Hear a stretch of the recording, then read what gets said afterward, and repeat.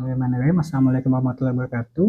Perkenalkan, nama saya Niki Ali Masadi. Saya merupakan dosen dari Fakultas Kedokteran dan Ilmu Kesehatan Universitas Bengkulu, dan saya merupakan dosen dari bagian Departemen Patologi Anatomi.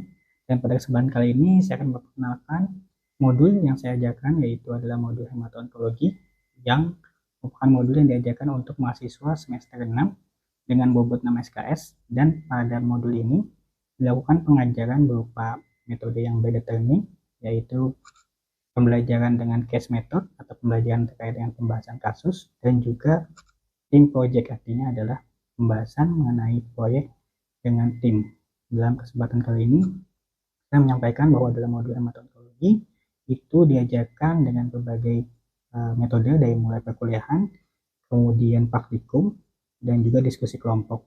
Dalam penilaiannya sendiri dibagi menjadi 3, yaitu adalah penilaian dari diskusi kelompok sendiri terkait dengan keaktifan, kemudian terkait dengan praktikum, ujiannya ada, dan juga terkait dengan ujian akhir modul sendiri, yaitu ujian sumatif 1 dan 2.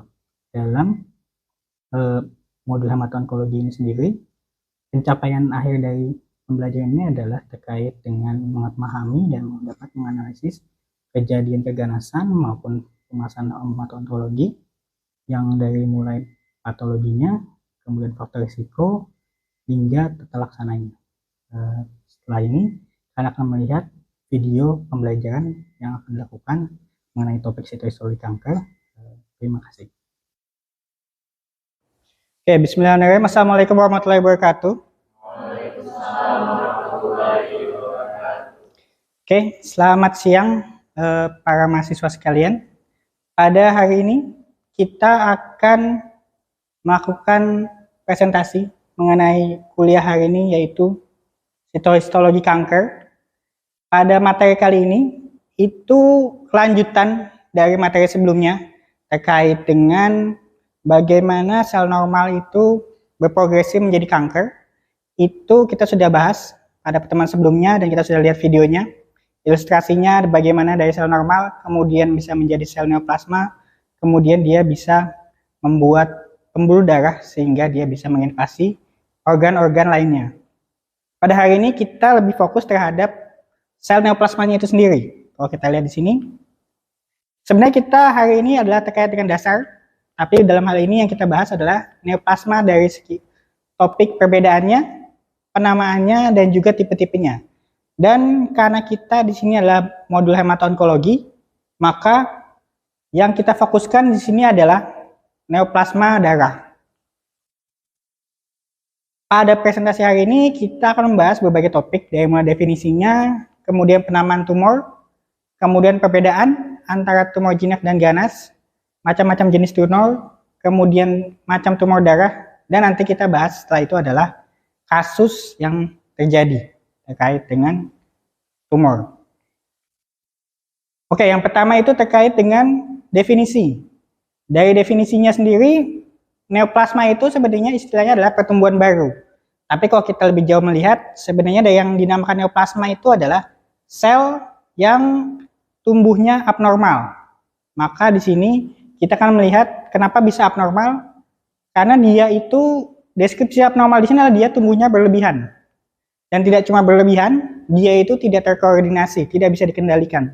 Maka bila nantinya ada sinyal untuk si sel itu dia membelah, maka dia akan membelah secara berlebihan. Atau bahkan seperti yang di nomor 3 ini, dia itu bisa membelah walaupun tidak ada sinyal sama sekali. Itulah sel neoplasma. Pada gambar hari ini kita lihat di sini yang pertama itu terjadinya sel yang bermutasi. Seperti yang sebelumnya di pertemuan sebelumnya terkait dengan progresi sel kanker dari sel normal. Kita lihat di sini sel bermutasi, awalnya itu memang mutasinya baru cuma 1 sel ya. Lama-lama dia akan tumbuh banyak pada satu lokasi. Namun ini tidak masalah karena ini sebenarnya masih bisa dikendalikan. Yang jadi masalah adalah pada saat dia sudah berpindah sifatnya menjadi displasia. Di sini ada 1-2 sel yang dia punya mutasi yang sebenarnya mutasinya itu dia punya karakteristik yang khas. Biasanya di sini kalau kita bahas kanker, dia bisa terhindar dari sel imun, ataupun kalau dia membelah, dia terus-menerus membelah tanpa adanya kendali. Maka kalau memang ini sudah tidak bisa ditangani, dia akan menjadi kanker. Di sini ada dua hal, ada in situ dan invasif.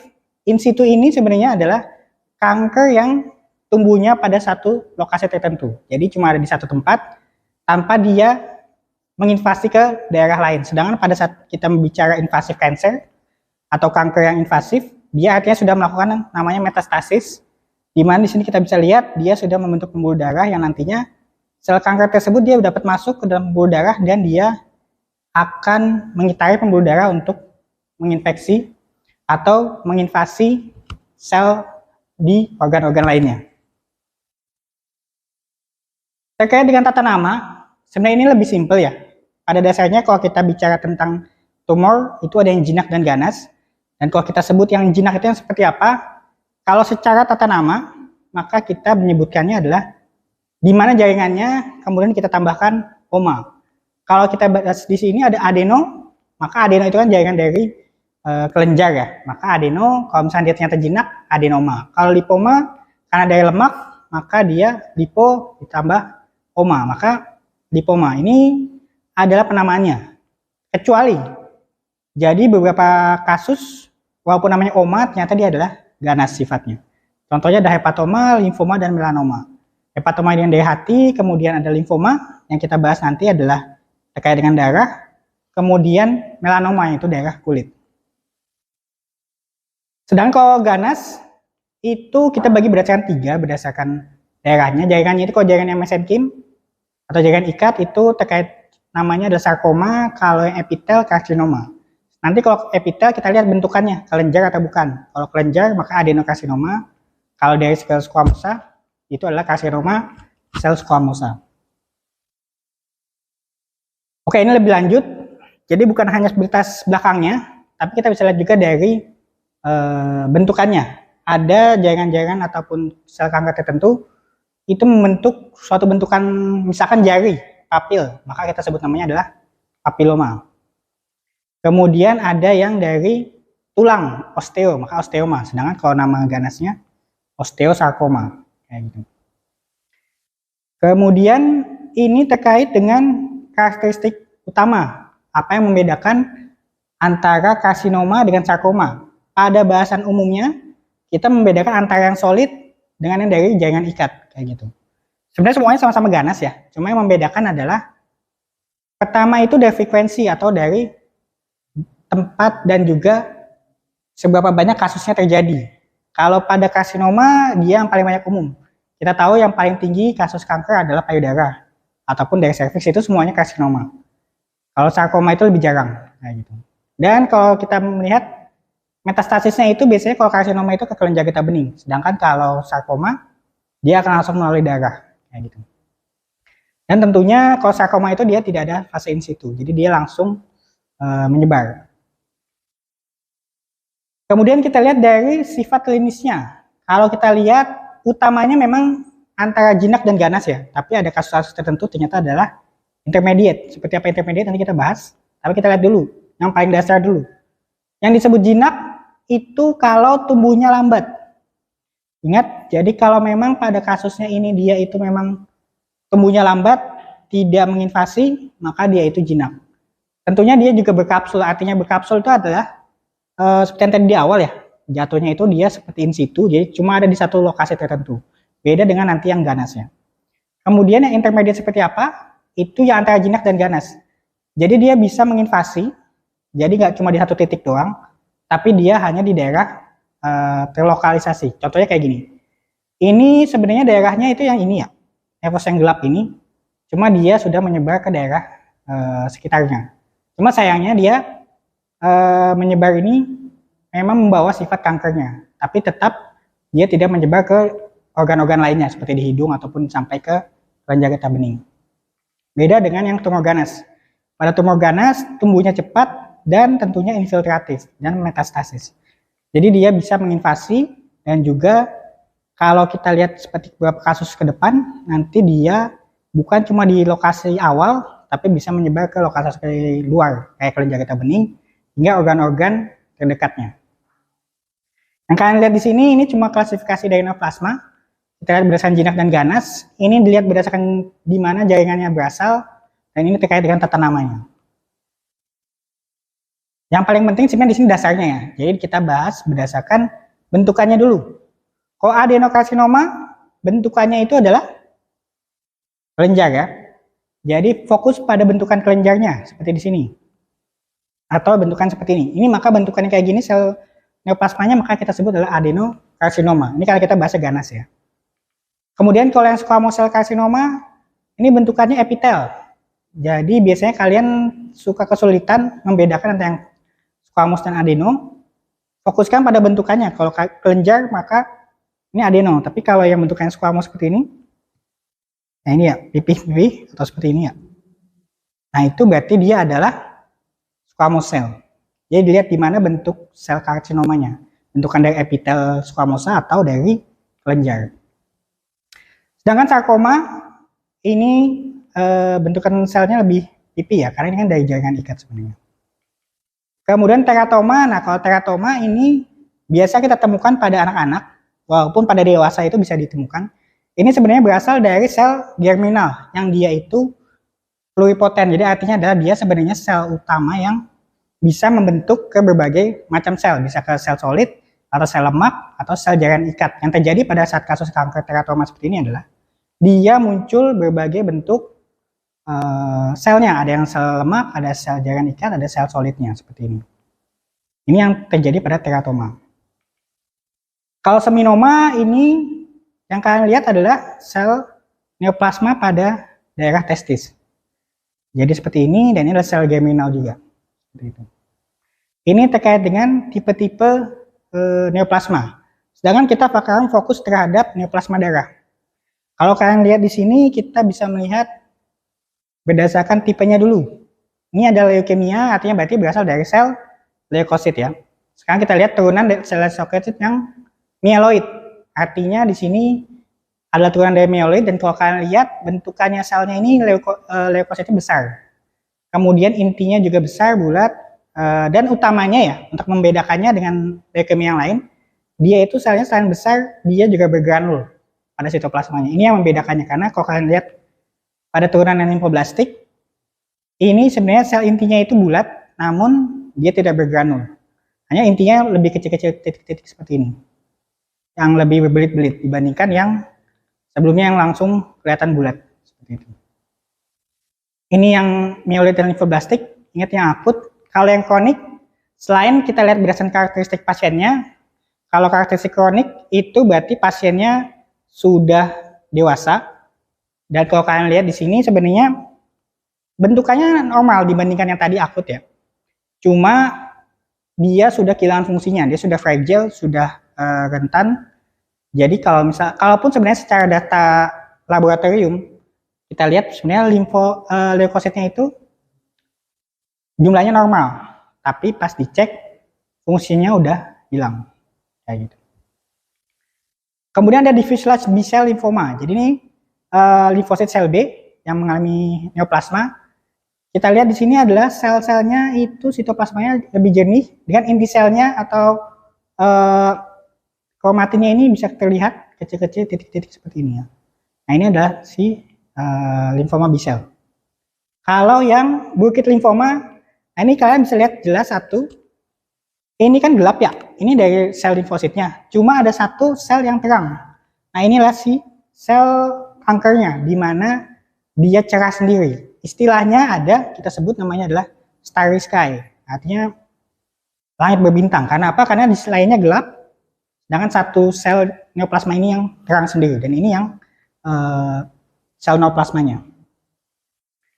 Kemudian ada adult T-cell lymphoma. Nah kalau ini dari namanya, limfosit kan ada dua ya, sel B dan sel T. Nah kalau yang ini yang sel T, dimana dari ciri khasnya kita lihat dari bentuk intinya adalah bentuk intinya lebih membentuk bunga seperti itu. Jadi kalau misalkan ada bentuk bunga besar seperti ini ya, pada limfosit T-nya, maka dia itu adalah si sel tumornya. Sisanya di sini masih normal.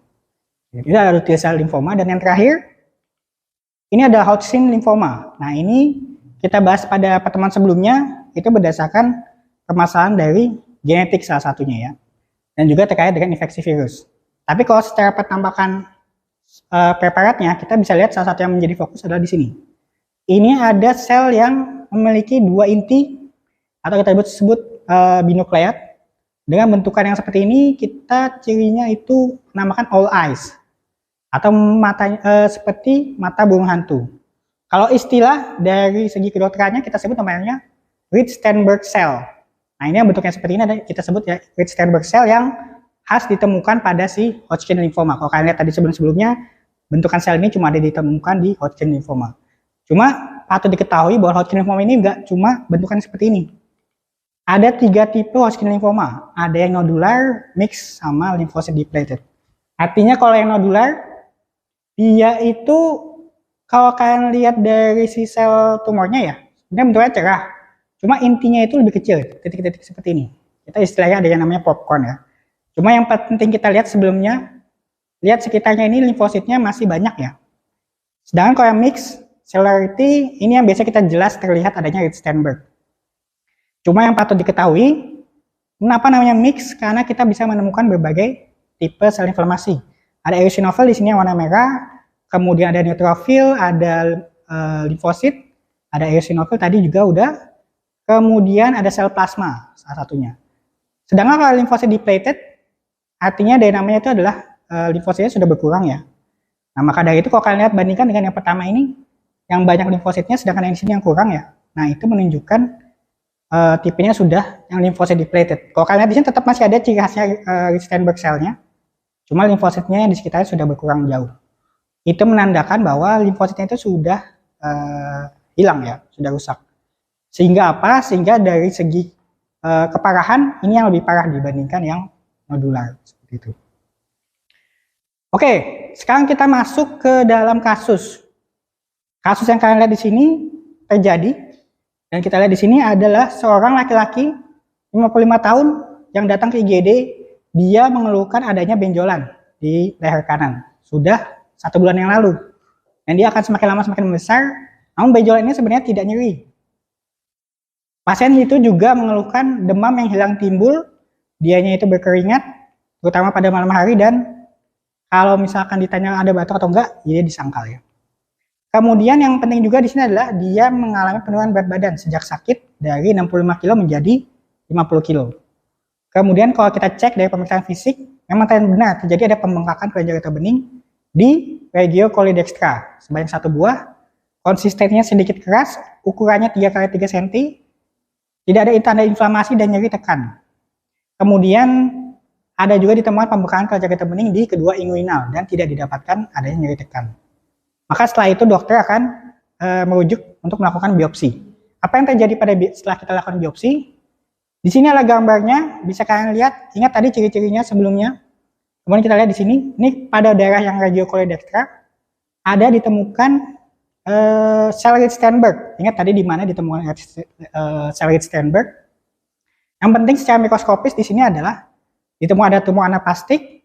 Secara rasio antara nukleus dengan sitoplasma selnya itu meningkat, kemudian adanya anak inti yang lebih jelas, hiperkromatik, ada yang dimitosis, kemudian adanya anak inti lebih dari 1, dan di sini juga dilihat selnya berlekuk, tampak limfosit matur, sel eosinofil, sel plasma, neutrofil, dan juga tampak sel serupa Rich-Steinberg atau Old's Eye.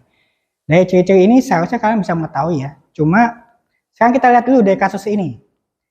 Apakah di antara kalian ada yang bisa menyebutkan terminologi yang khas atau yang khusus pada kasus ini? Silakan dari para mahasiswa.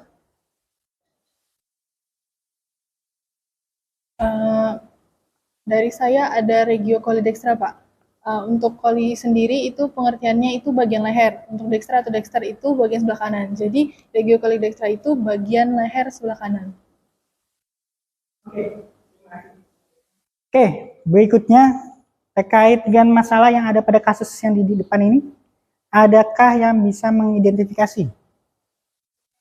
Oke, boleh, silakan dari Sutra. Baik Bapak, jadi tadi pasien di pemicu ini mengeluhkan ada benjolan di leher kanan sejak 1 bulan yang lalu. Sesuai dengan SNPPDI 2019, pada daftar masalah kesehatan sistem hematologi dan imunologi, Maka untuk masalah di pemicu ini adalah mengenai benjolan pada ketiak, leher, dan selangkangan, Pak. Oke, terima kasih Sutra. Dari identifikasi masalah yang disampaikan, kira-kira nih, kita harus menganalisis dari kasus ini. Nah, apakah dari kalian ada yang bisa menganalisis kasus yang kita lihat di dalam PPT ini? Oke, silakan dari Welly.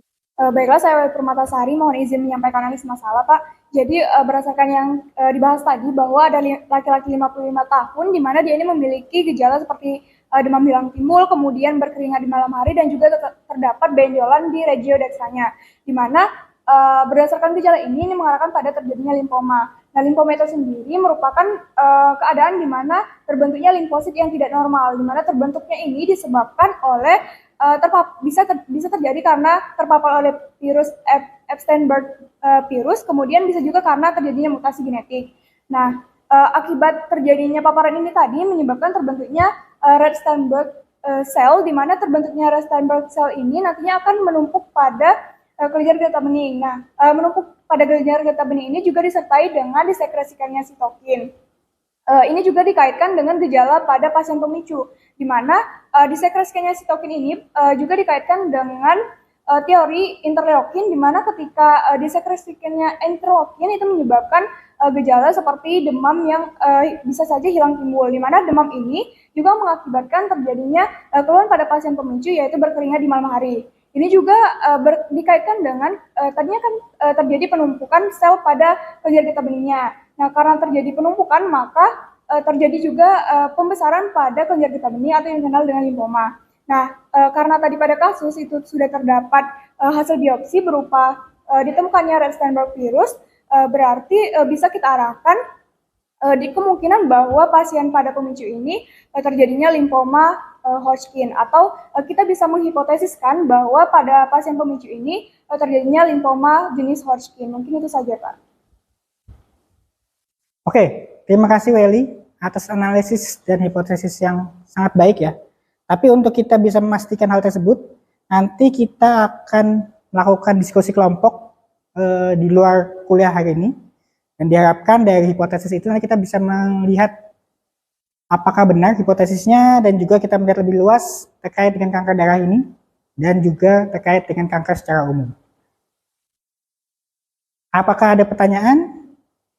Kalau tidak ada, kita langsung melihat dari referensinya di sini adalah yang utamanya sebenarnya ada Robbins dan juga dari Belsara ya terkait dengan histologinya.